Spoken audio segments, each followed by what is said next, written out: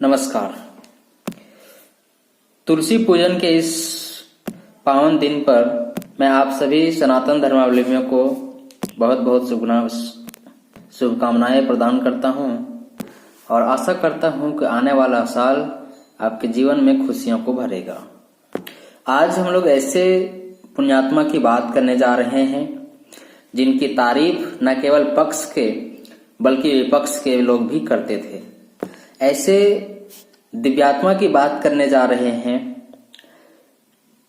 जिनका भारतीय राजनीति में जो योगदान था अत्यंत ही महत्वपूर्ण था।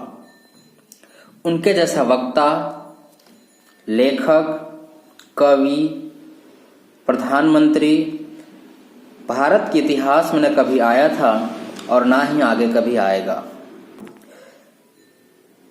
हम लोग बात कर रहे हैं श्रीमान अटल बिहारी वाजपेयी के बारे में, जिनका जन्म आज के ही दिन अर्थात 25 दिसंबर 1924 ईस्वी को हुआ था।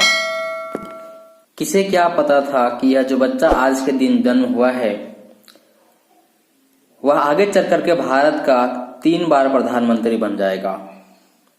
ये किसको पता था कि यह बच्चा भारत की आजादी के लिए 23 दिन जेल में रहेगा, या किसको पता था कि आगे चल करके यह महात्मा गांधी के भारत छोड़ो आंदोलन में भी शामिल होगा,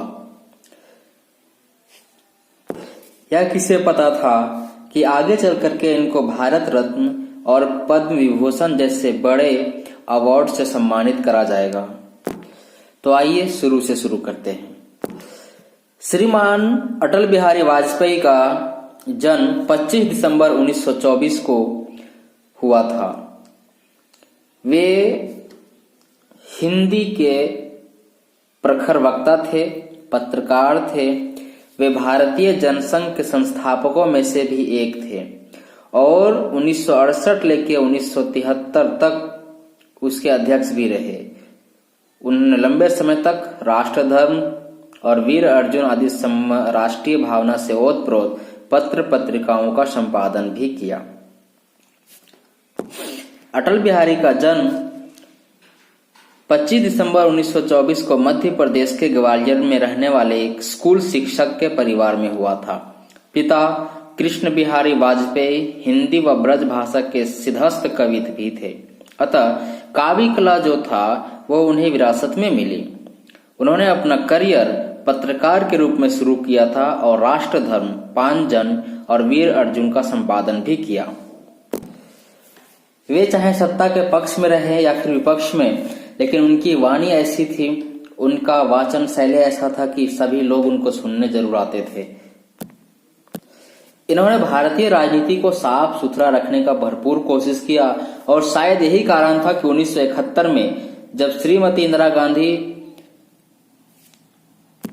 पूर्वी पाकिस्तान को अलग करवाने के लिए युद्ध में पड़ी तो वे जीत भी पाई और भारत के सम्मान की रक्षा भी कर पाई, क्योंकि अटल बिहारी वाजपेयी ने उनका भरपूर साथ दिया था, जो उस टाइम पे प्रतिपक्ष के नेता थे। उनके वाचन शैली का एक नजराना आप इस वीडियो में भी देख सकते हैं। मौत से मनुष्य की हमेशा ठनकती है। मौत से ठन गई। जूझने का मेरा कोई इरादा न था। जूझने का मेरा कोई इरादा न था, मोड़ पर मिलेंगे इसका वादा न था। रास्ता रोककर खड़ी हो गई, ये लगा जिंदगी से बड़ी हो गई। मौत जिंदगी से बड़ी कैसे हो सकती है? रास्ता रोककर खड़ी हो गई। जूझने का मेरा कोई इरादा न था, मोड़ पर मिलेंगे इसका वादा न था। रास्ता रोककर वह खड़ी हो गई, यूं लगा जिंदगी से बड़ी हो गई। मौत की उम्र क्या 2 पल भी नहीं, जिंदगी सिलसिला आज कल की नहीं। मैं जी भर जिया, मैं मन से मरूं। देखिए कवि का मन। मैं जी भर जिया, मैं मन से मरूं। लौट कर आऊंगा, कूच से क्यों डरूं। तू दबे पांव चोरी छिपे से ना, सामने वार कर फिर मुझे आजमा। मौत से बेखबर जिंदगी का सफर, शाम हर सुरमई रात बंसी का स्वर। बात ऐसी नहीं कि कोई गम ही नहीं, बात ऐसी नहीं कि कोई गम ही नहीं, दर्द अपने पर आए कुछ कम भी नहीं। प्यार इतना परायों से मुझको मिला, ना अपनों से बाकी है कोई गिला। हर चुनौती से दो हाथ मैंने किए, आंधियों में जलाए पुष्टे दिए। पीवी नरसिम्हा राव जी ने प्रतिपक्ष का नेता होते हुए भी पाकिस्तान के प्रधानमंत्री को जेनेवा सम्मेलन में जवाब देने के लिए श्री अटल बिहारी वाजपेयी जी को भेजा था, क्योंकि उनको पता था कि इनके जैसा बोलने वाला आज भारत में कोई नहीं है। और वे गए और भारत का सफलतापूर्वक पक्ष भी रखा। प्रधानमंत्री रहते हुए अगर वाजपेयी जी के सफल अभियानों की बात करें या सफल कार्यक्रमों की बात करें तो उसमें से सबसे पहला आता है परमाणु परीक्षण पोखरण, स्वर्णिम चतुर्भुज और ग्राम सड़क योजना, सर्व शिक्षा अभियान, टेलीकॉम सेक्टर में क्रांति, कारगिल विजय। जिसमें से परमाणु परीक्षण पोखरण के बारे में आप जानते हो कि यह साल 1998 में प्रधानमंत्री अटल बिहारी वाजपेयी की सरकार ने राजस्थान के पोखरण में परमाणु परीक्षण कर दुनिया को चौंका दिया था। अचानक किए गए इन परमाणु परीक्षणों से अमेरिका, पाकिस्तान समेत कई देश दंग रह गए थे। पूर्व राष्ट्रपति डॉक्टर एपीजे अब्दुल कलाम की अगुवाई में यह मिशन कुछ इस तरह से अंजाम दिया गया कि अमेरिका समेत पूरी दुनिया की इसकी भनक तक नहीं लगी। अमेरिका खुफिया एजेंसी CIA पर भारत पर नजर रखे हुए थी। उसने पोखरण पर निगरानी रखने के लिए 4 सैटेलाइट लगा रखे थे। हालांकि भारत ने CIA और उसके सैटेलाइटों को चकमा देते हुए परमाणु परीक्षण कर दिया। हालांकि इस कार्यक्रम के दौरान अटल बिहारी वाजपेयी ने परमाणु परीक्षण का श्रेय पूर्व PM नरसिम्हा राव को दिया था, जो उनकी हृदय की उदारता का परिचय देता है। हुआ यह था कि परमाणु परीक्षण जब होने को था या फिर उसकी तैयारी चल रही थी, उसके पहले एक बार और पकड़े जा चुके थे, क्योंकि अमेरिका नहीं चाहता था कि भारत परमाणु परीक्षण करे और उसमें सफलता पाए। इस कारण से उसने भारत पर 4 सैटेलाइट लगा रखे थे। वो सैटेलाइट इतना साफ था कि घड़ी में कितना बज रहा है वो भी देख सकता था। लेकिन भारतीय जवानों और भारतीय वैज्ञानिकों की बुद्धिमत्ता के आगे वो सैटेलाइट भी फीका पड़ जाता है और वह भारत के इस परमाणु अभियान के बारे में कुछ भी पता कर नहीं पाता है। और अंततः 1998 ईस्वी में यह कार्यक्रम सफल हो जाता है। स्वर्णिम चतुर्भुज और ग्राम सड़क योजना वाजपेयी जी की सबसे बड़ी उपलब्धियों में उनकी महत्वाकांक्षी सड़क परियोजना और स्वर्णिम चतुर्भुज और प्रधानमंत्री ग्राम सड़क योजना को सबसे ऊपर रखा जाता है। स्वर्णिम चतुर्भुज योजना ने चेन्नई, कोलकाता, दिल्ली और मुंबई से हाईवे नेटवर्क से कनेक्ट किया, जबकि प्रधानमंत्री ग्राम सड़क योजना के जरिए गांवों को पक्की सड़क के जरिए शहरों से जोड़ा गया और ये योजनाएं सफल रही और देश के आर्थिक विकास में भी मदद करी। बिहारी जी का भारतीय शिक्षा के प्रति भी बहुत ज्यादा ध्यान रहा और उन्होंने भारत में सन 2001 में लॉन्च किया सर्व शिक्षा अभियान। इस योजना के तहत 6 से 14 साल के बच्चों को मुफ्त में शिक्षा दी जानी थी। इस योजना के लॉन्च के 4 सालों के अंदर ही स्कूल के बाहर रहने वाले बच्चों की संख्या में 60% तक गिरावट देखने को मिली थी। सर्व शिक्षा अभियान के तहत 6 से 14 साल के आयु वाले सभी बच्चों को मुफ्त शिक्षा देने की बात हुई थी और यह काम अटल बिहारी वाजपेयी जी की सरकार ने 2001 में शुरू किया था। टेलीकॉम सेक्टर में क्रांति वाजपेयी सरकार ही अपनी नई टेलीकॉम पॉलिसी के तहत टेलीकॉम फर्म्स के लिए एक तय लाइसेंस फीस हटाकर रिवेन्यू शेयरिंग की व्यवस्था लेकर आई थी।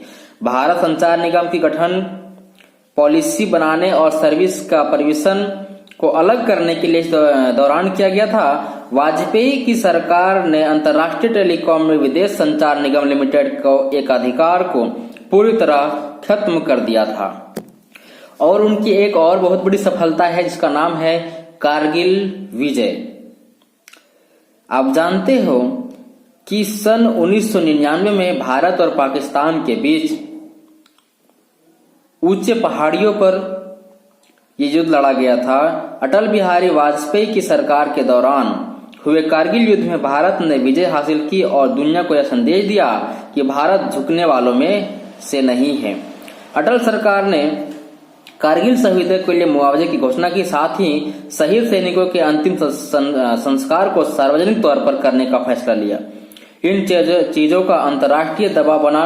तत्कालीन अमेरिकी राष्ट्रपति बिल क्लिंटन ने पाकिस्तान के पीएम नवाज शरीफ को समन किया था और उन्हें सेना हटाने का आदेश दिया था। अटल बिहारी वाजपेयी जी ने हमेशा से ये कहा कि हम किसी भी देश पर पहली बार या पहला हमला नहीं करेंगे। जब उन्होंने परमाणु परीक्षण करा था तभी उन्होंने ये कहा था कि यह हमारी केवल सुरक्षा के लिए है। भारत किसी भी देश पर पहला परमाणु हमला नहीं करेगा। 2005 से वे राजनीति से संन्यास ले चुके थे और नई दिल्ली में 6A कृष्णा मेनन मार्ग स्थित सरकारी आवास में रहते थे। 16 अगस्त 2018 को एक लंबी बीमारी के बाद अखिल भारतीय आयुर्विज्ञान संस्थान दिल्ली में श्री वाजपेयी जी का निधन हो गया। वे जीवन भर भारतीय राजनीति में सक्रिय रहे। अंततः 16 अगस्त 2018 को एक ऐसे जीवात्मा का निधन हो गया जो भारतीय राजनीति के प्रखर प्रवक्ता रहे। वैसे तो इनकी प्रधानमंत्री बनने की भविष्यवाणी पहले भी दो लोगों ने करी थी, जिनका एक का नाम है पंडित नेहरू और दूसरा नाम है श्री प्रभुपाद। ये श्री प्रभुपाद कौन है? ये इस्कॉन के संस्थापक हैं, जिन्होंने पूरे विश्व में श्रीमद् भगवद गीता का प्रचार प्रसार किया, ज्ञान बांटा।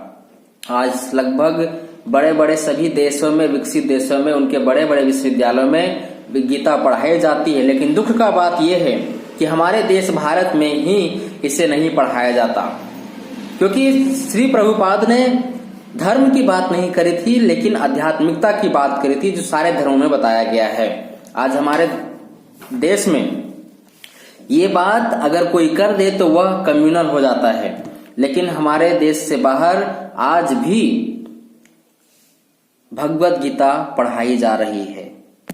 श्री प्रभुपाद ने अटल बिहारी वाजपेयी के प्रधानमंत्री बनने की भविष्यवाणी उस वक्त करी थी जब इन्होंने भगवद गीता के प्रचार प्रसार के लिए भारत में इनके कुछ शिष्यों को वीजा देने का व्यवस्था करा था, उनके रहने का व्यवस्था करा था। ऐसे प्रखर प्रवक्ता, महान कवि, लेखक और भारत के 3 बार प्रधानमंत्री बनने वाले श्रीमान अटल बिहारी वाजपेयी को हम सब नमन करते हैं। अटल बिहारी वाजपेयी की इन उपलब्धियों में से आपको सबसे अच्छी उपलब्धि कौन सी लगी, हमें कमेंट बॉक्स में जरूर बताएं। नमस्कार।